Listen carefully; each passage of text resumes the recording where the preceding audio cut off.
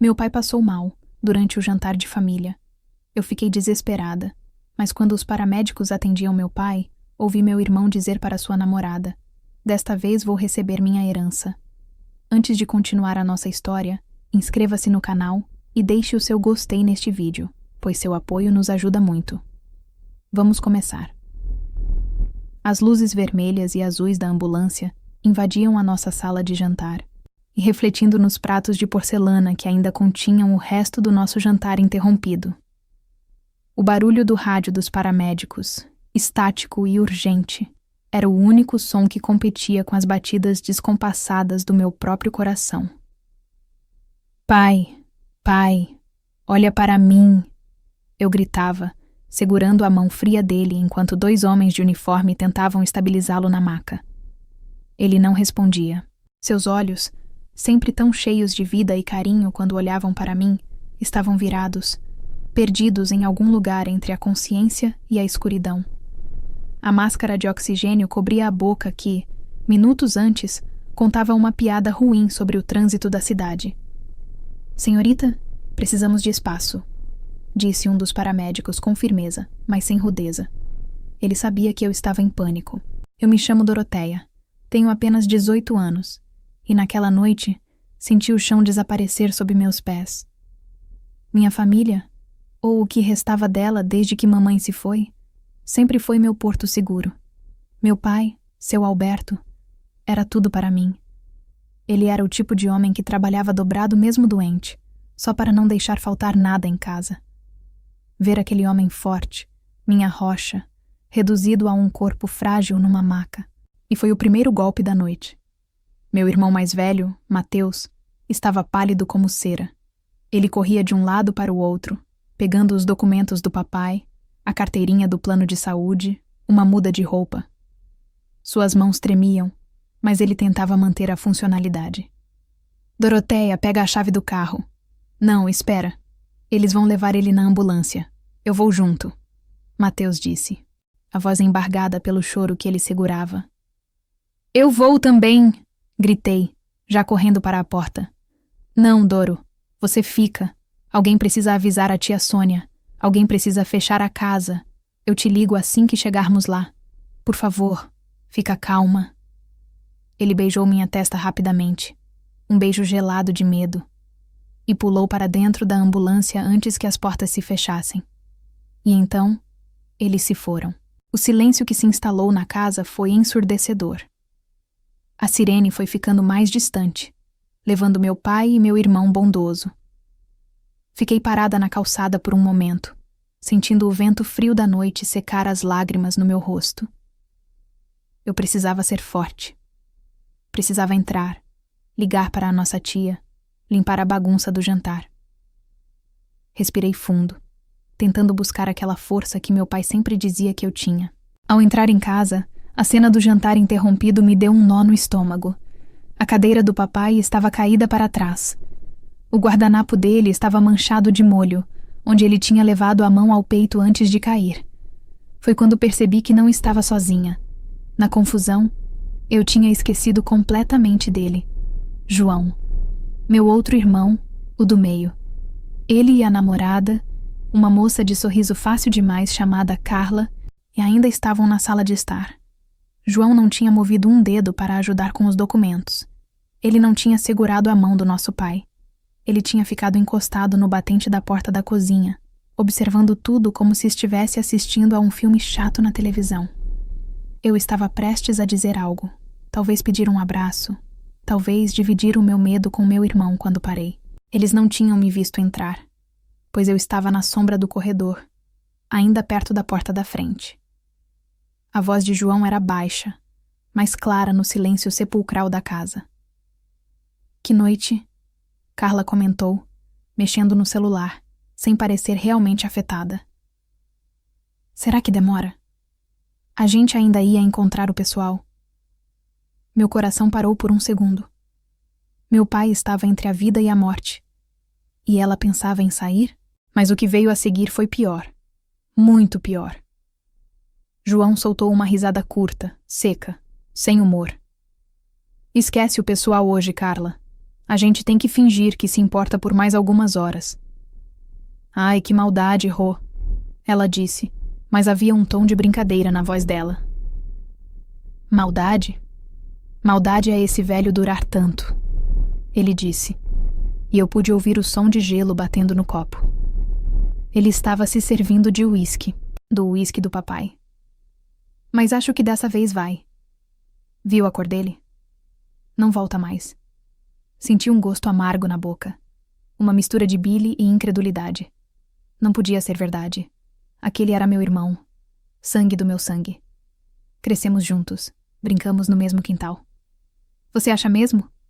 Carla perguntou agora com um tom de interesse genuíno. Tenho quase certeza. E já era a hora. Eu estou atolado em dívidas.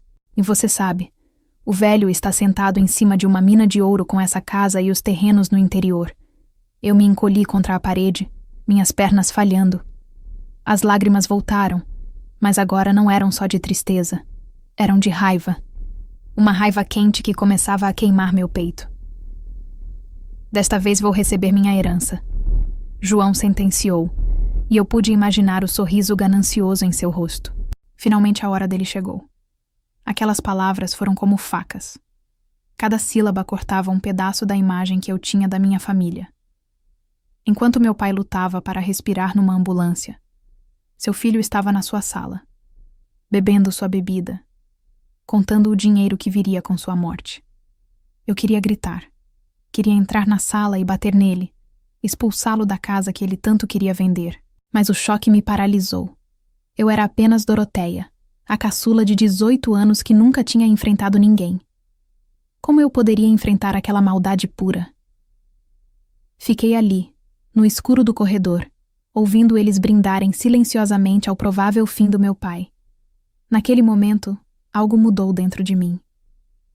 A menina ingênua que acreditava que família era sagrada para todos morreu um pouco também naquela noite.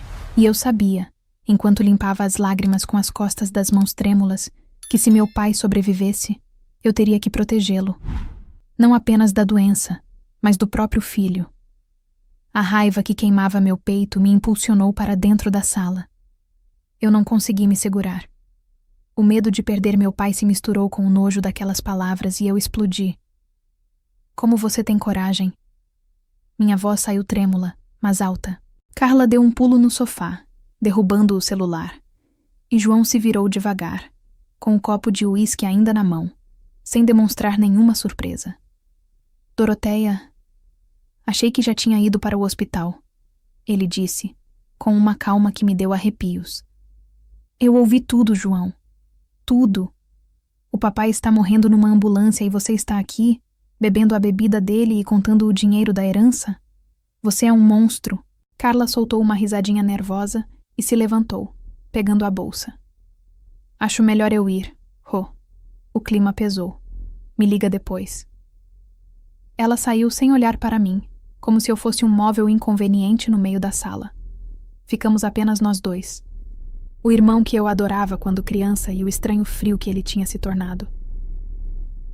Você é muito dramática, Doro, ele disse, tomando um gole do uísque.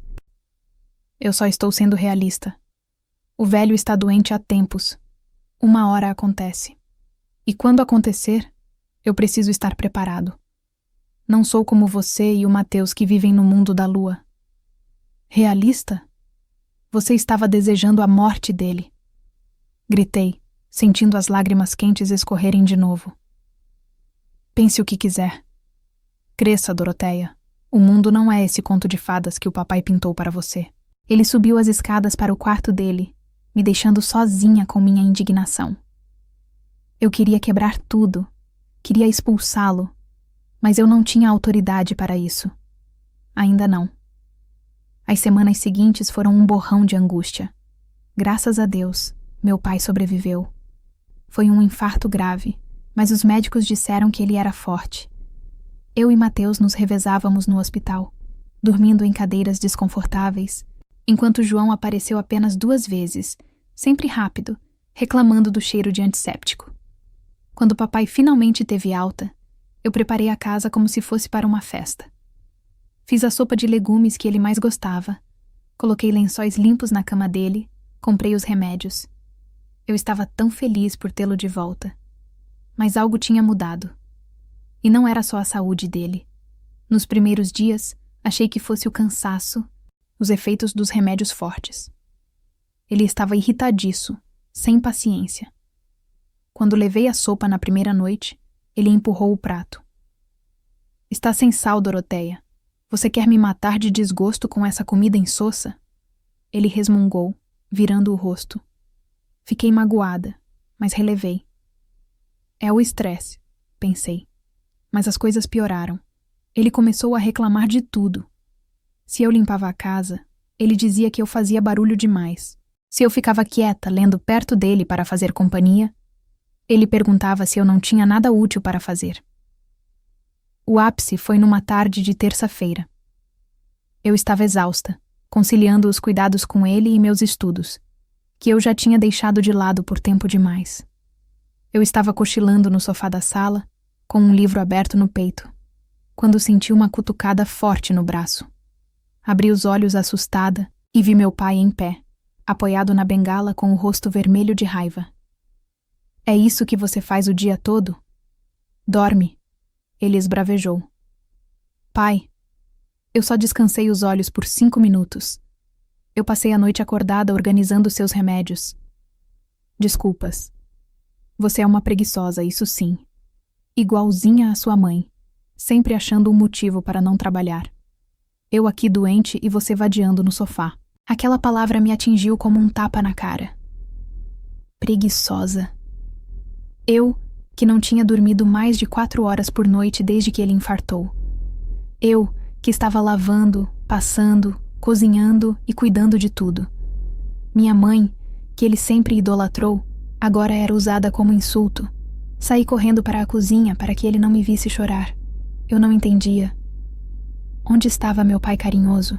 O homem que me chamava de minha princesinha? Será que o infarto tinha afetado o cérebro dele? Eu estava soluçando debruçada sobre a pia quando ouvi passos atrás de mim. Era João. Ele tinha vindo buscar água. Achei que ele fosse zombar de mim, fazer alguma piada cruel, mas ele apenas encostou no balcão, cruzando os braços. Bem-vinda ao clube, ele disse secamente. Enxuguei o rosto rapidamente, tentando manter a dignidade. Do que você está falando? Do velho doce e amável que voltou do hospital? Você está chocada, não está? Porque ele nunca levantou a voz para a filhinha perfeita. Ele está doente, João. Os remédios. João soltou aquela risada amarga de novo. Não seja ingênua, Doroteia. Abre os olhos. Ele não mudou. Ele sempre foi assim. Mentira. O papai nunca me tratou assim. Exatamente. Ele nunca tratou você assim. Nem o Mateus, o filho prodígio. Mas eu? Ele apontou para o próprio peito com força. Desde que eu me entendo por gente, eu sou o preguiçoso, o inútil, o cabeça de vento. Se eu tirava nota 10, era obrigação. Se eu tirava 9, era vagabundagem. Fiquei olhando para ele, sem palavras. As lembranças começaram a voltar, mas agora sob uma nova ótica. Lembrei de quantas vezes meu pai criticava as escolhas de João, de como ele nunca parecia satisfeito com nada que o filho do meio fazia. Nós sempre achávamos que João era apenas rebelde, mas... E se ele fosse rebelde porque só recebia críticas? Você acha que eu sou esse monstro ganancioso porque eu nasci assim? João continuou, sua voz perdendo um pouco da frieza e mostrando uma mágoa antiga e profunda. Eu só cansei de tentar agradar um homem que só vê defeitos em mim. Agora que ele está tratando você do jeito que sempre me tratou, talvez você entenda por que eu não derramei nenhuma lágrima naquela noite. Ele saiu da cozinha, me deixando mais perdida do que antes. Meu mundo perfeito, onde meu pai era um herói, e meu irmão, um vilão sem motivo, estava desmoronando. Meu pai estava sendo cruel comigo, sim. Mas descobrir que aquela crueldade talvez sempre estivesse lá, escondida sob a preferência que ele tinha por mim, era um golpe ainda mais duro. Eu precisava confrontar meu pai, não com raiva, mas com a verdade. As palavras de João ecoaram na minha cabeça por dias. Eu comecei a observar tudo com mais atenção, despida da adoração cega que sempre tive pelo meu pai. Percebi os olhares de desdém que ele lançava a João.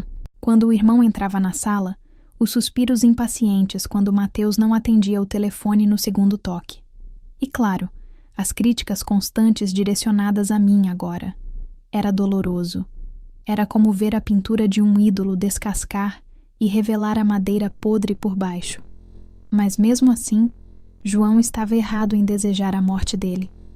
Nenhuma mágoa justifica querer o fim do próprio pai. Aquela conversa na cozinha não o absolvia, mas me deu uma peça do quebra-cabeça que faltava.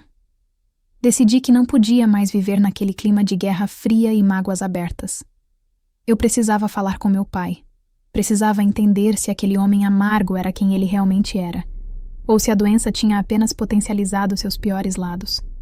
Esperei uma tarde tranquila. Mateus tinha levado João para resolver um problema no carro, então estávamos só nós dois.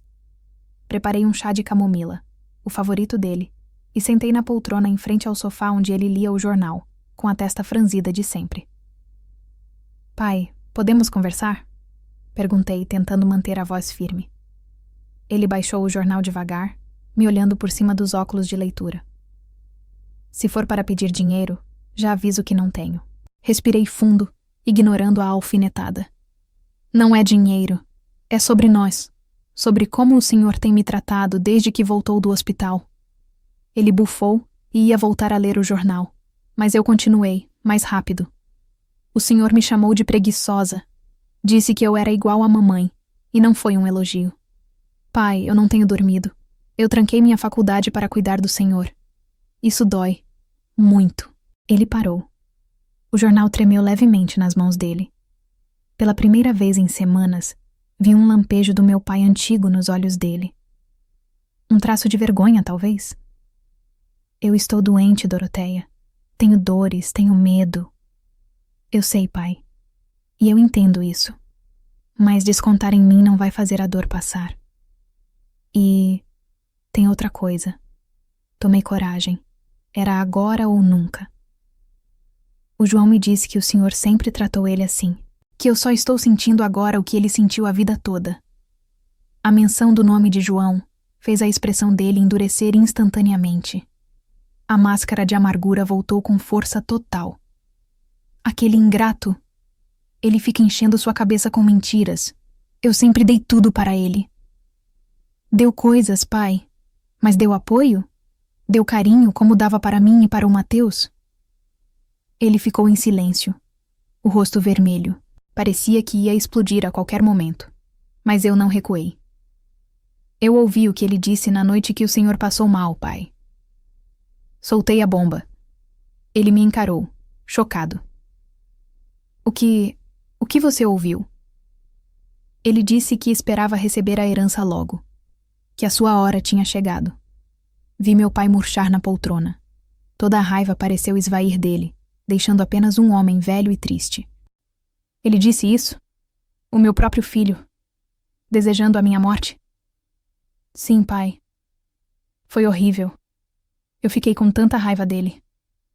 Mas depois que ele me contou como se sentia, eu comecei a pensar. O senhor não acha que colheu o que plantou? Ele está errado. Muito errado. Mas será que o senhor não tem nenhuma culpa nessa mágoa dele? As lágrimas começaram a escorrer pelo rosto enrugado do meu pai. Ele cobriu os olhos com as mãos, os ombros tremendo. Foi a primeira vez que vi meu pai chorar desde o enterro da minha mãe. Eu só queria que ele fosse forte. O mundo é duro, Doroteia. Eu achei que se eu fosse duro com ele, ele aprenderia a se defender. Mateus sempre foi estudioso. Você sempre foi minha menina. Mas João, ele era diferente. Eu não sabia como lidar com ele. Então eu cobrava. Cobrava demais. Fiquei ali, vendo meu pai desabar. A verdade era complexa e dolorosa para todos os lados. Não havia heróis nem vilões completos naquela sala. Apenas pessoas feridas ferindo umas às outras. Ele enxugou as lágrimas com as costas da mão, respirando com dificuldade.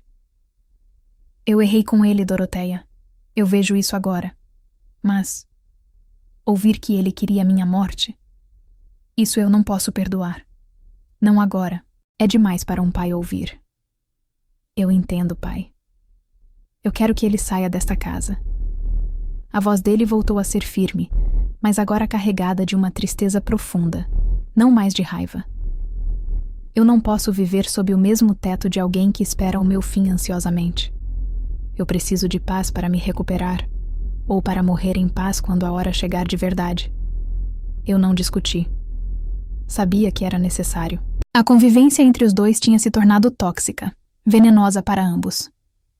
Quando João e Mateus voltaram, meu pai chamou João para o escritório. A conversa foi longa e, estranhamente, silenciosa. Não houve gritos. Cerca de 1 hora depois, João saiu de lá com uma mala de roupas na mão. Ele não parecia bravo. Parecia aliviado. Ele me expulsou. João disse para mim na sala, com um meio sorriso triste. Disse que sabe o que eu falei naquela noite. Fui eu que contei. Desculpa, João, mas eu precisava abrir os olhos dele. E os seus também. Ele assentiu devagar. Você fez certo, Doro. Talvez seja melhor assim. Longe dele, talvez eu consiga deixar de ser o filho que só decepciona. Ele me deu um abraço rápido, algo que não fazia há anos, e saiu pela porta da frente. A casa ficou mais silenciosa, mas pela primeira vez em muito tempo, o silêncio não era pesado. Era um silêncio de resoluções tomadas, de feridas que finalmente começavam a ser tratadas, mesmo que doessem muito no processo. Meu pai tinha expulsado o filho, mas talvez, só talvez, aquele fosse o primeiro passo para eles se curarem de verdade, longe um do outro. A saída de João trouxe uma paz estranha para a casa. Não era uma paz alegre, mas sim aquela calmaria que vem depois de uma tempestade devastadora. Meu pai, embora ainda triste e às vezes ranzinza, parou de descontar suas frustrações em mim. Acho que a conversa que tivemos, e a dor de expulsar um filho, o fizeram refletir sobre como ele estava tratando quem tinha ficado ao seu lado. Mateus e eu nos desdobramos nos meses seguintes.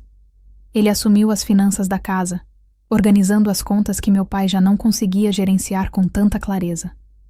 Eu voltei para a faculdade, mas apenas em meio período, e para poder continuar acompanhando meu pai nas consultas e terapias. João não desapareceu completamente, mas manteve distância. Ele ligava para Mateus de vez em quando para saber notícias, mas nunca pedia para falar com o pai. E meu pai nunca perguntava por ele, embora eu visse seus olhos marejarem quando via alguma foto antiga de nós 3 crianças espalhada pela casa. A mágoa ainda era uma barreira intransponível entre os dois. Cerca de 1 ano depois daquela noite fatídica, meu pai nos chamou para uma reunião. Ele estava sentado na cabeceira da mesa de jantar, a mesma onde ele tinha passado mal. Parecia mais fraco fisicamente, mas seus olhos estavam lúcidos e determinados. Chamei vocês aqui porque tomei algumas decisões. Ele começou, a voz um pouco rouca. Não quero deixar pendências para quando eu me for. Já vi muitas famílias se destruírem por causa de dinheiro depois que os pais morrem. Não quero isso para vocês. Ele colocou algumas pastas sobre a mesa. Eu decidi fazer a partilha dos meus bens agora, em vida. Quero ver vocês usufruindo do que eu construí enquanto ainda estou aqui para ver. Meu coração acelerou. Eu sabia que isso ia mexer com feridas antigas. Mateus, você sempre foi o mais responsável com dinheiro. Vou passar a administração dos imóveis de aluguel para o seu nome. Sei que você vai cuidar bem deles e garantir uma renda para todos nós. Mateus assentiu, emocionado. Obrigado pela confiança, pai. Eu prometo honrar seu trabalho. Doroteia, minha filha. Ele olhou para mim com carinho. Essa casa vai ficar no seu nome. É o nosso lar. E eu sei que você é quem tem mais apego a ela. Quero que você tenha sempre um teto seguro sobre sua cabeça. Além disso, vou deixar um fundo para você terminar seus estudos com tranquilidade. Eu segurei a mão dele, sentindo as lágrimas virem aos olhos. Era um gesto generoso, uma garantia de futuro que me tirava um peso enorme das costas. E o João? Perguntei com um nó na garganta. Meu pai suspirou profundamente, olhando para as mãos calejadas sobre a mesa.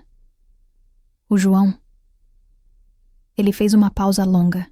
O João fez as escolhas dele. E eu fiz as minhas. Ele deixou claro que o que ele queria de mim era a morte, para ter o dinheiro.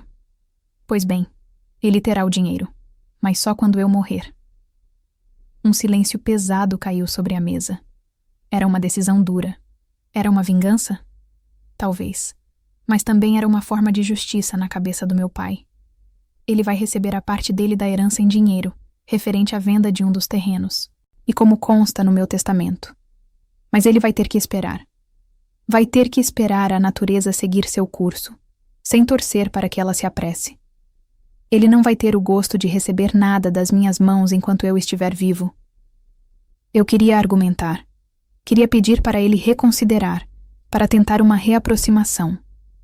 Mas entendi que aquela era a forma do meu pai lidar com a traição que sentiu. Ele não deserdou o filho. Mas negou a ele a bênção da doação em vida. Era uma lição amarga. Quem deseja o mal para colher benefícios terá que esperar o tempo certo das coisas, sem atalhos. João soube da decisão por meio do advogado da família. Mateus me contou que ele ficou furioso no início, gritou, xingou. Mas depois, silenciou.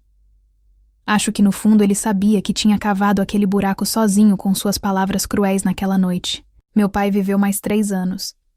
Foram anos tranquilos, onde curtimos sua companhia sem o peso de brigas constantes. Quando ele finalmente se foi, dormindo em sua poltrona favorita, a dor foi imensa, mas não houve desespero. Havia a certeza de que tínhamos feito tudo o que podíamos. João veio ao enterro. Ele estava mais velho, com o rosto marcado. Chorou discretamente num canto. Depois do enterro, ele recebeu sua parte, conforme prometido. Ele pegou o cheque e foi embora, sem dizer muito. O dinheiro que ele tanto desejou finalmente estava em suas mãos, mas o preço que pagou por ele, anos de afastamento e a última lição do pai, parecia ter tirado todo o brilho daquela conquista. Eu fiquei na nossa casa, terminando minha faculdade. Mateus cuidava dos negócios da família. E João... Bem, João seguiu seu caminho, com sua herança e suas cicatrizes. A vida, de certa forma, tinha dado a cada um exatamente o que plantou. E eu aprendi que a verdadeira herança que meu pai deixou não foram os bens, mas a lição de que o respeito e o amor valem muito mais do que qualquer conta bancária.